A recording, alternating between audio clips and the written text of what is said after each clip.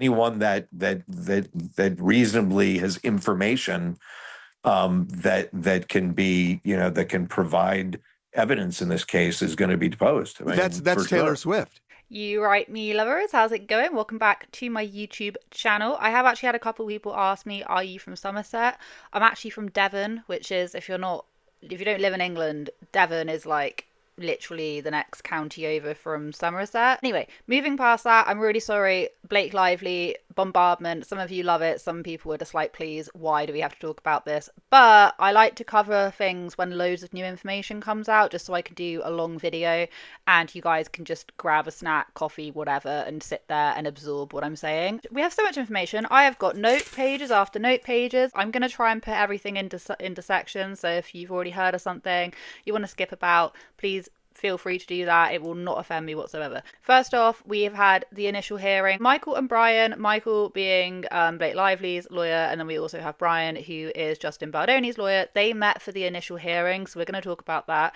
We're also going to talk about some new revelations with Taylor Swift, which, no, it's not about the Ronan Farrow meeting, but we will cover that. But they could be calling her for her deposition, which, I mean, yeah, I did not see that one coming. Honestly, she was with me on this experience the whole time, all throughout it. So like she really lived this with me. We also have the fact that Blake Lively has been hit with another lawsuit, this one for $7 million, and it's being hit with defamation. Jed Wallace, so we're going to be going through that as well. We also have a couple of interesting insights with this one TikToker who I found, who talks about her experiences with working on set with Justin Baldoni and then also working on set with Ryan. She's one of those people who literally sits next to the directors. She has some things to say about this. We also have Kirsty Floor as well, who is the Norwegian reporter who has been covering this intently, and she was reached out to a person who has worked with Blake Lively on the set of Gossip Girl, and what they had to say, because they had to remain anonymous, otherwise they'll be hit with a lawsuit most likely. What they had to say is piecing together the whole sort of fat shaming element of Blake Lively's complaint. And then they said, make sure one thing, you have to cut off the size labels of all the clothes before you give them to her, so she doesn't see what size she's wearing. Otherwise, she'll refuse to put it on. Anyway, buckle up, because we might be here for a little while. First off, if you haven't already seen it, the other day, both Blake Lively's lawyer and then also Justin Baldoni's lawyer, they met for their initial hearing. And in a nutshell, no, they have not got a gag order. So Justin Baldoni's lawyer, Brian Friedman, and Justin have not been gagged. What did come out of it was basically the judge will move this whole thing forward if they both continue to leak things to the press. Now, for us, if it got moved forward, that would be brilliant, because it means that we don't have to wait until next March. Justin Baldoni's lawyer, Brian, keeps on reporting to the press. That means that they're going to have to move everything forward. Great for us, not so great for them. It says a New York judge has threatened to move up Blake Lively and Justin Baldoni's March 2026 trial date if their lawyers continue their war of words in the press.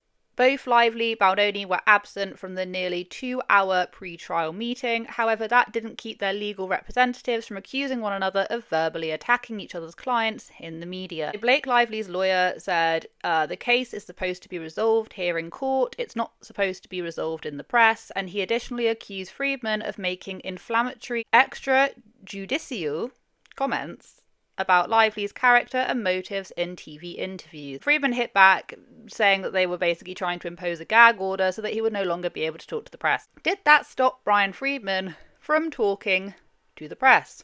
You may ask. No.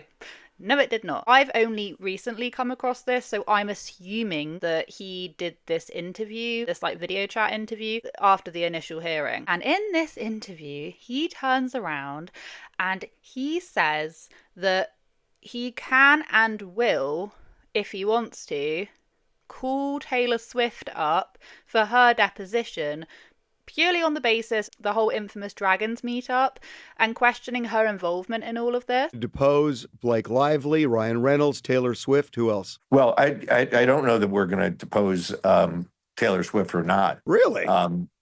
I think that that's going to be, probably a game time decision. I don't know that decision's been made. I can tell you this, there's, anyone that reasonably has information that can be, that can provide evidence in this case is going to be deposed. I mean, That's for Taylor sure. Swift. She was there for that meeting.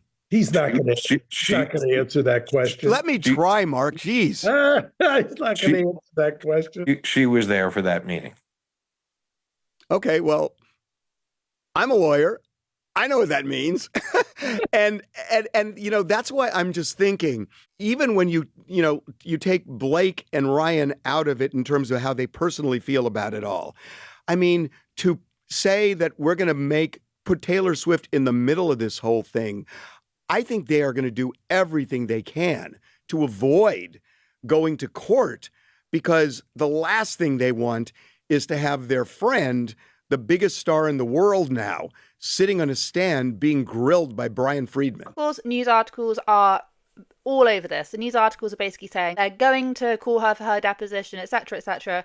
They may or they may not. Now, what I will say is that quite a lot of people are commenting it in my comment section, and I did see this. And whenever I bring up this person's name, I get bombarded with like, don't use her as a source, etc., etc. Please do not shoot the messenger. This is one of the reasons why I've been hesitant about saying anything to do with Taylor Swift, because this information does in fact come from Candace Owens. She delivered a piece of evidence where she found out that Taylor Swift, about a month before Blake Lively's complaint went live, Taylor Swift was seen out with Ronan Farrow. And Ronan Farrow is like the smear campaign god from the New York Times. Wait, excuse us. Taylor, sleep tight.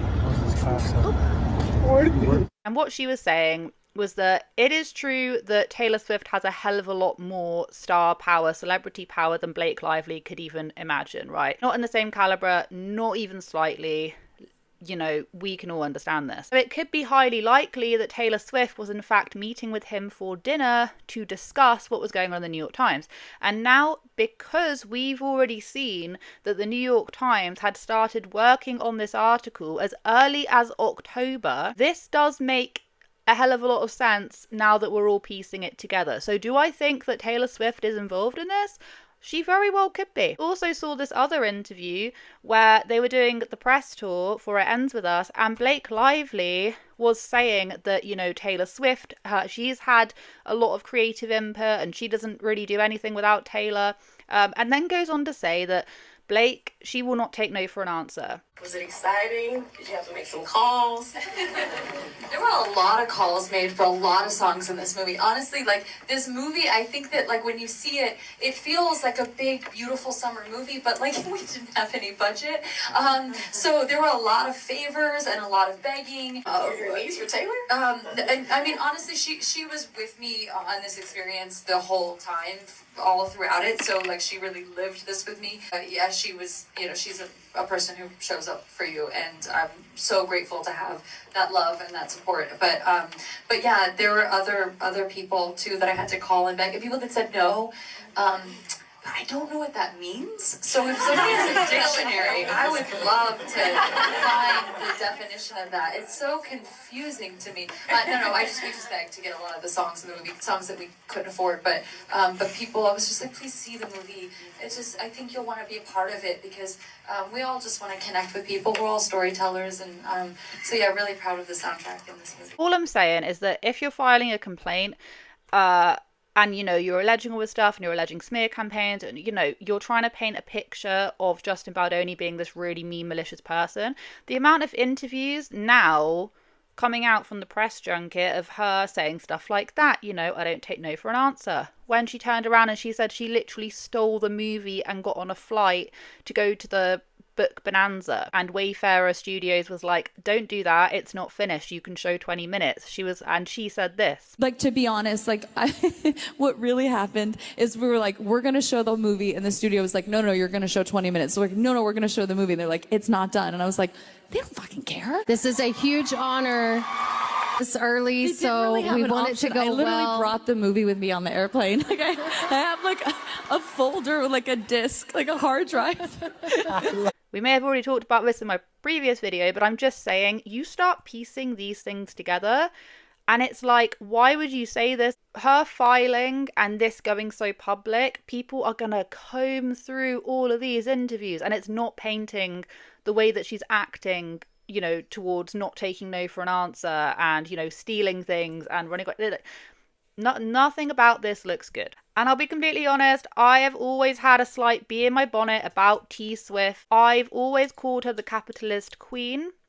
And you can literally quote me on that through the different, I've made some videos on her before, and I've said this, I do honestly think she is the capitalist queen. Does that take away from her creativity and her music and, you know, whatever? No. But she's a billionaire, and there's no such thing as an ethical billionaire. Why I love playing nice pool. He's just so manufactured and so nice that, you know, by the time his head is just blown clean off of his body, you're breathing a slight sigh of relief. Next part is really juicy and interesting. So I will guide us through exactly what was said in her complaint to do with this guy called Jed Wallace. Blake was turning around and basically saying that he was in charge of astroturfing, and he was, you know, sending an army of bots or whatever to attack her. And she mentions this in her complaint. Blake Lively, an individual plaintiff, and then it says Wayfarer Studios, Justin Baldoni, Jed Wallace, an individual. He is listed, okay? So bear this one in mind. Now, what did she say? She said, the retaliation campaign relied on more than just publicists and crisis managers spinning stories. They also retained subcontractors, including a Texas-based contractor named Jed Wallace, who weaponized a digital army around the country from New York to Los Angeles to create, seed, and promote content that appeared to be authentic on social media platforms and internet chat forums. Baldoni Wayfarer team would then feed pieces of this manufactured content to unwitting reporters, making content go viral in order to influence public opinion and thereby cause an organic pile-on, etc., etc. So they're saying that basically Jed Wallace was the leader. It then goes on from Melissa Nathan to Jennifer Abel. We are crushing it on Reddit. Jed. Miss Nathan's reference to Jed is a reference to Mr. Jed Wallace, an independent contractor based in Austin, Texas, who was retained by TAG to perform social media services on behalf of Wayfarer and Mr. Baldoni in connection with TAG's engagement. The quotation appears to be a reference to efforts by Mr. Wallace to seed and influence online forums on Reddit attacking Miss Lively and defending Mr. Baldoni. I don't think we can get a hell of a lot from that one thing. We are crushing it on Reddit, Jed. What is really interesting, so Lively actually wanted a deposition from Jed, and that was actually declined. Okay, so he's not going there. So not only is he not getting his deposition done, but he's also suing her for defamation. The new lawsuit filed by Wallace, his lawyers claim that Lively's legal team has conceded that Lively has no facts supporting the allegations she made against Wallace and Street in the precursor, which made headlines around the world, as she now, apparently under the threat of sanctions from one of plaintiff's attorneys, sought to investigate the scope of Mr. Wallace's conduct. As part of her own legal action, Lively had requested a deposition from Wallace, a request which was later rescinded on Tuesday, February 4th. So in response to this new lawsuit being filed, Blake Lively's legal team are basically saying what they've always said. Another day, another state, another 9-figure lawsuit seeking to sue Miss Lively into oblivion for speaking out against sexual harassment and retaliation. I do just want to put a little just some thoughts on just that one thing. This part is not about that, okay? If they are accusing this man of doing these things, he is and he's innocent of that, no matter what the overall scope of this complaint is, you know, sexual harassment being one of them, doesn't matter what the scope is. If you're accusing somebody of, you know, astroturfing, of being behind all these Reddit and online bot things, if you're accusing someone of that and that is not true, it doesn't matter what the overall scope of that complaint is, they are allowed to stand up and get you for defamation, being like, excuse me, yeah, I wasn't to do with that. Just because her lawsuit has elements of sexual harassment in it that doesn't mean that he can't then stand up for himself. No, his business would have been affected by this. This is not just a publicity stunt. It is transparent retaliation in response to allegations contained within a sexual harassment and retaliation complaint that Miss Lively filed with the California Civil Rights Department. While this lawsuit will be dismissed, we are pleased that Mr. Wallace has finally emerged from the shadows and that he too will be held accountable in federal court. Have seen people talk about this and the fact that he's not actually mentioned in her court filing. He was only mentioned in her complaint. So let us just bear that one in mind. Really silly. He's allowed to stand up and say, no, I did not do that.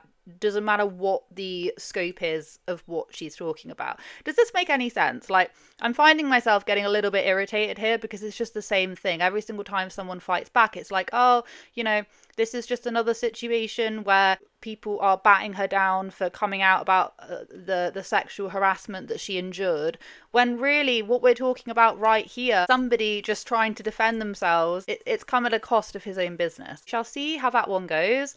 They're saying that it's going to get thrown out. I don't know. And we do really long hours, like 12 to 14 hours sometimes. And I just feel like you can't fake being a good person for that many hours. First off, I'll go to Kjersti Flor, who is the Norwegian reporter who did, it was that interview where they were saying, you know, and congratulations on your baby bump. She has been extremely vocal over on YouTube, and she came out and she's had a lot of people contact her, and one person wanted to remain anonymous.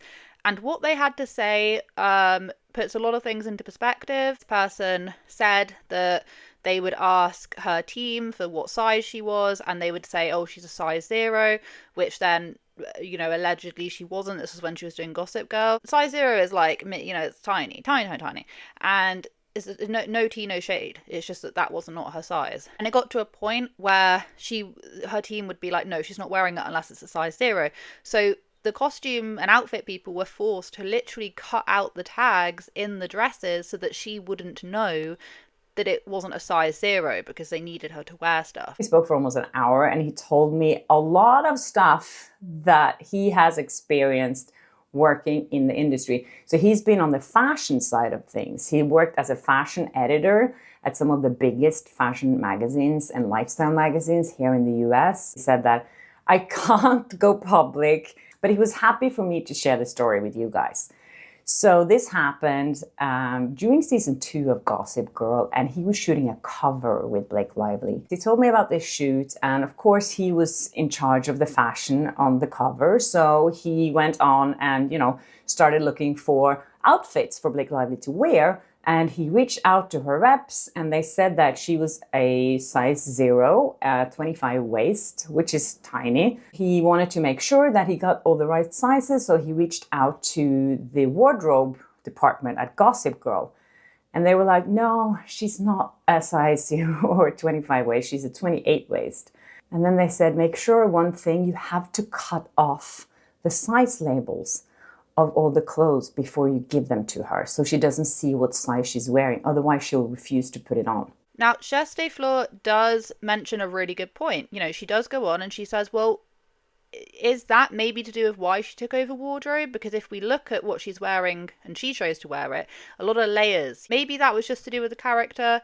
I mean, she didn't read the book, so I don't understand how she'd managed to, you know, work out what the character would wear if she's never read the book. Or maybe she just wanted to have creative control because she likes fashion and she wanted to, you know, wear looser clothes. We have those text messages where Justin is trying to make her feel better, putting a lot of emphasis on the way that she looks, and he is there disliking the fact that she said, oh, I just need to lose 20 pounds, etc., etc. Let's paint a picture of someone who, you know, is very insecure about the way they look. And you can't blame, you know, Hollywood, I think, has a lot to do with that, especially her. She's a Nepo baby. She's grown up in the limelight, looking a certain way for production. If you're a singer, artist, movie star, all that, you know, if you're in the spotlight, you're going to be very conscious about the way you look. Also, the fact that maybe that's the reason why she was getting touchy and she thought, oh, you're trying to body shame me and you're trying to weight shame me. And all the different allegations that came out, which then Justin has tried to dispute by saying, no, actually, I just wanted to know how much you weighed because I had to lift you up, and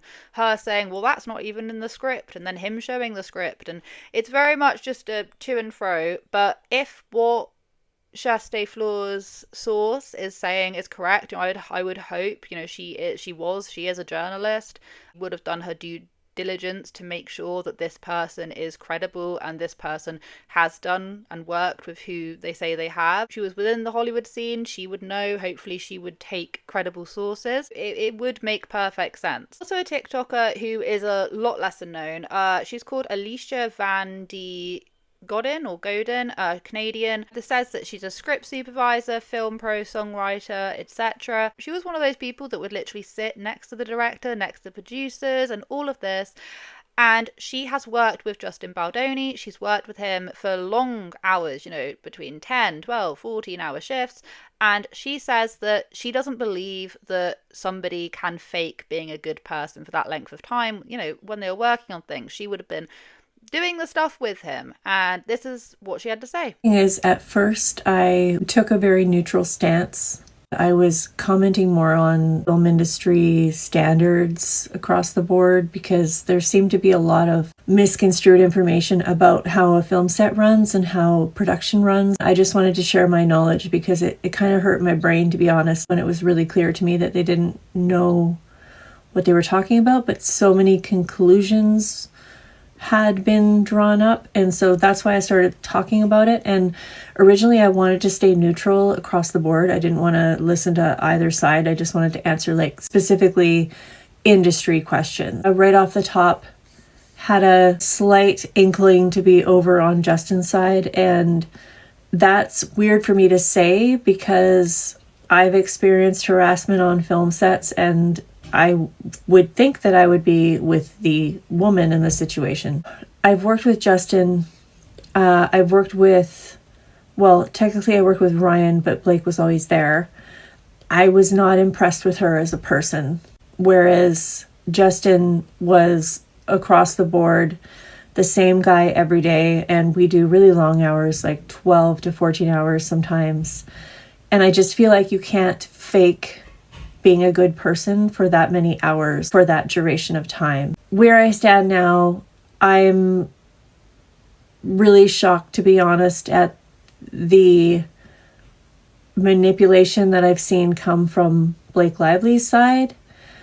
And that hurts me to say that as a Canadian because we love Ryan Reynolds, but I really think that him and his wife are in the wrong here. The only information that I would have that would be more than an average person would be sort of the dynamics on set. I guess because I sit next to the director and I sit with the producers and the writers and everybody, and I also interact with cast. I'm really surprised that Blake Lively made some of the accusations that she did, considering even she would know that that's not how a film set is run. So anyway, that's what I wanted to say about that. Thank you. The fact that she said she'd also work with Ryan, but then Blake would show up and she, didn't really give the best impression, basically. And I'm not saying this to be a mad pile-on, although I'm sure that that's probably how it comes across sometimes. I'm honestly just waiting for the moment that someone says anything negative about Justin. Whenever anything comes up about Justin negatively, I'll talk about it. But I swear I've not seen a single person come out and say, this person was horrible, he was a nasty person. Every single person's like, he's a nice guy.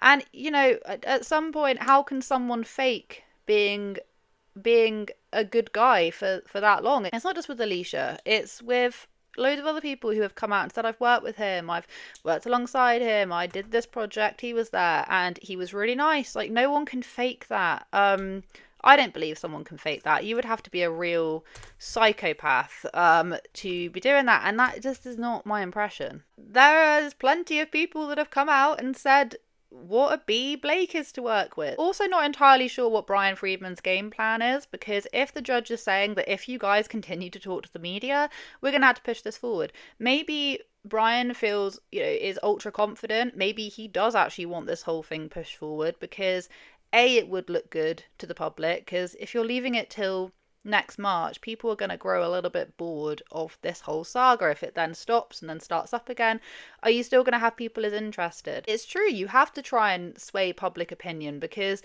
I feel like, and this is coming from someone who knows freaking nothing about law, but I do know a lot about TikTok, and I know a lot about the way social media works.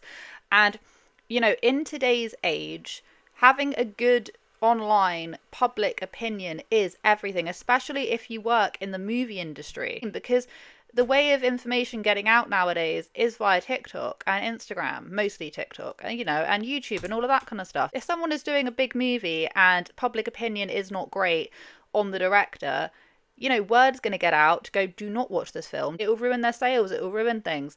But if they're still able to carry this amount of momentum of people slightly leaning towards Justin's side, there are a hell of a lot of people who still think that Blake is very much the victim in this, and then there's a lot of people that think that they're both awful. Can't help but feel that maybe that is Brian's game plan, because he has, you know, continued to give interviews and say what's going to be happening, like with the Taylor Swift thing. So is that in his game plan to move this whole thing forward? Because he knows that if the public are still on this, people are still interested in this case, it will look better on Justin, you know, if it does come out in court that he is the one in the right. Who knows? We're going to have to wait. Hopefully not until March 2026. But yeah, thank you so much for watching today's video. I hope you guys have a wonderful day wherever you are in this world. Please take care of each other, take care of yourselves, and I will catch up with you guys in the next video.